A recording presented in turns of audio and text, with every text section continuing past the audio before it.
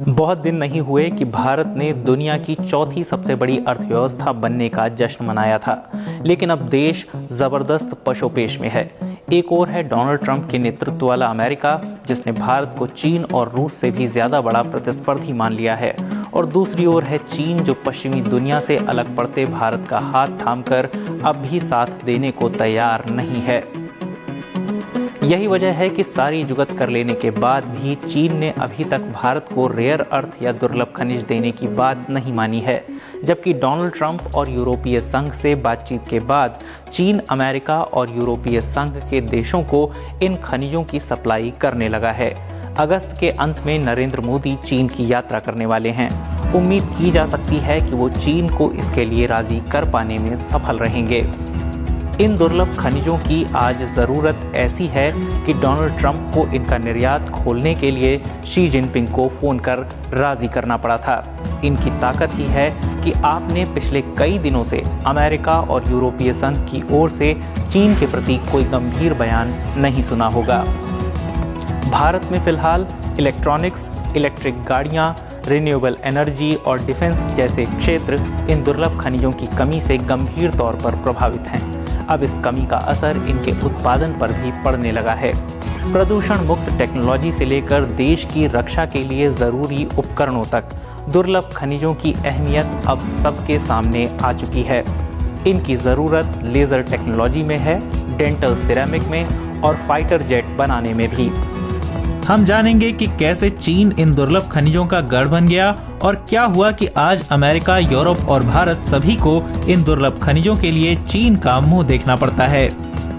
दुर्लभ खनिज वो मोर्चा हैं जहां इकोनॉमिक्स और जियोपॉलिटिक्स एक दूसरे से मिल जाती हैं। व्यापारिक झड़पों और रणनीतिक अस्थिरता के दौर में दुर्लभ खनिज वो चीज़ हैं जिनके लिए दूसरे देश पर निर्भर रहना कई अर्थव्यवस्थाओं को बहुत खल रहा है। आगे बढ़ने से पहले इन्हें अच्छे से समझ लिया जाए। तथाकथित रेयर अर्थ ऐसे 17 तत्वों का सेट है जिनमें केमिकली काफी समानता है। पीरियोडिक टेबल में ये 57 से 71 नंबर तक लैंथेनाइट सीरीज के नाम से जाने जाते हैं। 21 और 39 नंबर पर मौजूद तत्व यानी स्कैंडियम और इट्रियम भी रेयर अर्थ होते हैं। उद्योगों और तकनीकों में इनके बहुत से इस्तेमाल हैं। इनकी जरूरत कार उद्योग, रक्षा उद्योग में तो है ही, साथ ही स्वास्थ्य सेवाओं में भी। ये तत्व रेयर अर्थ मैग्नेट, अलॉय या विभिन्न रेयर अर्थ तत्वों के मिश्रणों का आधार होते हैं, जिनसे बहुत शक्तिशाली मैग्नेट बनाए जाते हैं। इन्हें ही परमानेंट मैग्नेट कहते हैं। आज की ज्यादातर आधुनिक हाईटेक इनके बिना संभव ही नहीं है। Julie Klinger University of Delaware में भूविज्ञानी हैं। इन्होंने रेयर अर्थ फ्रंटियर्स नाम की किताब लिखी है। वो इनकी अहमियत ऐसे बताती हैं। उनकी शानदार मैग्नेटिक और कंडक्टिव क्षमता के चलते बहुत सारी तकनीकों में इनका इस्तेमाल होता है। लोगों को परमानेंट मैग्नेट के तौर पर इनके इस्तेमाल के बारे में ज्यादा पता है कि गाड़ियों और अक्षय ऊर्जा पैदा करने वाली तकनीकों में ये काम आते हैं। हालांकि ये स्पेस टेक, एरोस्पेस और रक्षा में भी इस्तेमाल होने वाले सुपर एलॉय यानी खास मिश्रित धातुओं में शामिल हैं। एक और बात बताऊं, असल में ये दुर्लभ भी नहीं है। इस मैप में देखिए, दुर्लभ खनिज दुनिया में प्रचुर मात्रा में मौजूद हैं। ये नीले बिंदु इनके ज्ञात स्रोत दिखाते हैं। ये मैप दुनिया भर की करीब 100 जगहें दिखाता है जहां ये मौजूद हैं। लेकिन दुर्लभ हैं इनकी खदानें, यानी जहां से इन्हें सफलतापूर्वक निकाला जाता है और बड़ी मात्रा में प्रोसेस किया जाता है। वो जगहें लाल बिंदुओं से देखी जा सकती हैं और चीन में ऐसी खदानें सबसे ज्यादा हैं। इस पूरी कहानी में रेयर अर्थ में चीन के दबदबे को समझना ही सबसे अहम है। रेयर अर्थ के उत्पादन में 3 अहम चरण होते हैं: खनन, प्रोसेसिंग और रिफाइनिंग, और तीनों में ही चीन का दबदबा है। ये जटिल, बहुत मेहनत वाला और खर्चीला काम है। इससे प्रदूषण भी बहुत होता है। दुर्लभ खनिजों का खनन करते हुए कई बार पृथ्वी की ऊपरी परत को पूरी तरह हटाते हुए तत्वों को निकालना होता है। अनुमान बताते हैं कि दुनिया भर में होने वाली कुल रेयर अर्थ माइनिंग का 70% चीन करता है। अगला कदम है प्रोसेसिंग। ये काफी जटिल काम है। इसमें अलग अलग दुर्लभ खनिजों को एक दूसरे से अलग किया जाता है। दुनिया की 87% रेयर अर्थ प्रोसेसिंग चीन अकेले करता है। फिर रिफाइनिंग का चरण यानी शुद्ध करने की प्रक्रिया आती है। दुनिया के कुल रेयर अर्थ रिफाइनिंग का 90% चीन अकेले करता है। एक बार अलग करके रिफाइन किए जाने के बाद रेयर अर्थ को अंतिम इस्तेमाल के लिए तैयार किया जाता है। इन धातुओं का सबसे अहम इस्तेमाल औद्योगिक स्तर के मैग्नेट बनाने में होता है, जिसके लिए कुछ शुद्ध रेयर अर्थ आपस में मिलाए जाते हैं। वो कई तरह के औद्योगिक और तकनीकी इस्तेमाल में अहम होते हैं। चीन दुनिया भर में बनाए जाने वाले तथाकथित परमानेंट मैग्नेट में से 94% का निर्माण अकेले करता है। चीनी दबदबे की वजह है इस पूरी प्रक्रिया की जटिलता और रेयर अर्थ की सप्लाई चेन बनाने में आने वाला कुल खर्च। रेयर अर्थ तत्वों को एक दूसरे से अलग करना बहुत कठिन होता है। सोचिए, आखिर वो रासायनिक रूप में एक जैसे 17 तरह के तत्व होते हैं और अभी तक जितनी भी रेयर अर्थ की खदानें खोजी गई हैं, सब में ये सारे ही थोड़ी थोड़ी मात्रा में होते हैं। वो अक्सर एक दूसरे में गुथे होते हैं। कई बार वो अन्य तत्वों के साथ भी होते हैं। कई बार ये अन्य तत्व रेडियो एक्टिव भी होते हैं, जैसे थोरियम और यूरेनियम। तब रेडियो एक्टिव कचरे को भी ठिकाने लगाना होता है। इसका एक और अहम पहलू है अर्थव्यवस्था।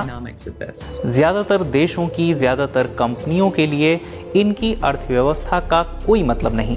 इन दुर्लभ खनिजों की जरूरत बहुत कम मात्रा में होती है, लेकिन इनकी छोटी सी मात्रा निकालने में भी जो भारी खर्च और जटिलता शामिल है, ज्यादातर कंपनियां उससे बचती हैं। अगर कोई कंपनी रेयर अर्थ का उत्पादन करे भी तो उसके लिए मुनाफा कमाना वाकई मुश्किल होगा, क्योंकि सप्लाई चेन में शुरुआती चरण में वो बहुत कम मात्रा में बिकते हैं और केवल खास उत्पादों में इस्तेमाल होते हैं। बाद में जैसे जैसे आप सप्लाई चेन में मैग्नेट के निर्माण या सुपर एलॉय प्रोडक्शन की ओर बढ़ते हैं तो मुनाफा थोड़ा बढ़ता है। दशकों से चीन रेयर अर्थ उत्पादन को एक रणनीतिक निवेश की तरह देखता आया है। उसकी चालाक दूरगामी रणनीति और सरकारी सब्सिडी के चलते आज वो इस मामले में मजबूत स्थिति में है। किसी मुक्त बाजार वाली जगह पर ऐसा कर पाना मुश्किल है। चीन में अहम सरकारी सब्सिडी ने इस उद्योग को खड़ा करने में मदद की। चीन मिसाल है कि ये सब्सिडी एक मजबूत रेयर अर्थ उद्योग और इसकी ताकतवर सप्लाई चेन बनाने के मामले में जरूरी साबित हुई। रेयर अर्थ के मामले में चीन का दबदबा पिछले साल काफी चर्चा में रहा था। इसी साल अप्रैल में चीन ने 7 खास रेयर अर्थ तत्वों और इनसे संबंधित मैग्नेटों का निर्यात रोक दिया था। ये अमेरिकी राष्ट्रपति डोनाल्ड ट्रंप के लिबरेशन डे टैरिफों को लेकर चीन का जवाब था। चीन ने ऐसे मैग्नेट्स को खासकर निशाना बनाया जो अमेरिकी अर्थव्यवस्था के लिए अहम थे, खासकर रक्षा उद्योग के लिए। चीन की ओर से लगाए गए व्यापार प्रतिबंधों का सबसे अहम हिस्सा रेयर अर्थ मैग्नेट और परमानेंट मैग्नेट रहे और इस कदम को ये कहकर उचित ठहराया गया कि इनका दोहरा इस्तेमाल होता है। इन्हें न केवल नागरिक कामों में लगाया जाता है, मसलन कार निर्माण वगैरह, बल्कि इनका रक्षा उद्योग में भी इस्तेमाल होता है। ये कोई छिपी बात नहीं है। पिछले 15 सालों में इनके बारे में जो बातें सामने आईं, उनमें प्रमुखता से मिलिट्री टेक्नोलॉजी में इनकी अहमियत देखी जाती है। इसी से जुड़ा एक और विवाद उपजा है। चीन से इन रेयर अर्थ के निर्यात का लाइसेंस मांग रही कंपनियों से संवेदनशील जानकारियां मांगी जा रही हैं, जैसे उन्हें रेयर अर्थ की जरूरत क्यों है और वो इनका इस्तेमाल कहां करना चाहती हैं। कुछ कंपनियां मांगी जाने वाली जानकारियां देने में असहज हैं, क्योंकि वो मानती हैं कि ऐसा करके वो ग्राहकों से संबंधित संवेदनशील जानकारियों को या उत्पादन से संबंधित अहम बिंदुओं को शेयर कर रही हैं। वो मानती हैं कि ये जानकारी देना अपनी इंटेलेक्चुअल प्रॉपर्टी पर दावे को छोड़ना है। इन्हीं वजहों से रेयर अर्थ की खासियत अब यूरोप और अमेरिका सहित पूरी दुनिया अच्छे से पहचान चुकी है। इनके चलते अमेरिका और यूरोप फिलहाल चीन से आपूर्ति शुरू हो जाने के बाद भी खुद इनका जुगाड़ करने के प्रयास में लगे हैं। लेकिन चीन जिस स्थिति में है वो साफ दिखाती है कि इस सेक्टर में कोई बड़ा बदलाव होने में कई दशकों का समय लग जाएगा। ऐसे में भारत की राहें तो और मुश्किल हैं, जो अभी इस दिशा में प्रयास करना तो दूर, चीन से अपने लिए रेयर अर्थ की आपूर्ति भी नहीं खुलवा सका है। जबकि कुछ हफ्ते पहले खुद भारत के विदेश मंत्री एस जयशंकर इस काम को अपने एजेंडे में रखकर चीन की यात्रा पर गए थे। आपको क्या लगता है, अमेरिका की तलखी झेल रहे नरेंद्र मोदी क्या इस मसले पर चीन को राजी कर सकेंगे? बताइए कमेंट बॉक्स में। फिर होगी मुलाकात एक नए विषय के साथ। तब तक के लिए नमस्कार।